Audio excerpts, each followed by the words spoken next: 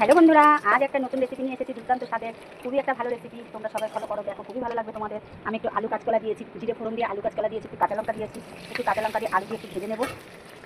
এর মধ্যে স্বাদ মতো একটু নুন দিয়ে দেবো, পরিমাণ মতো একটু হলুদ দিয়ে দেবো। হলুদ নুন দিয়ে আলু দিয়ে কাঁচকলা দিয়ে আমি একটু সুন্দর করে এটাকে ভেজে নেবো। দেখো আমার আলু দিয়ে কাঁচকলা দিয়ে ভাজা হয়ে গেছে সুন্দর করে। আমি এর মধ্যে একটু পরিমাণ মতো জল দেবো। একটু পরিমাণ মতন জল দিয়ে দিয়েছি। এই জল দিয়ে আলু দিয়ে কাঁচকলা দিয়ে একটু ফুটবে। এর ভিতরে আর একটু স্বাদ মতন নুন দিয়ে দেবো, আর একটু পরিমাণ মতন হলুদ দিয়ে দেবো। এটাকে সুন্দর করে ফুটাতে দেবো। এটা এবার একটু আমি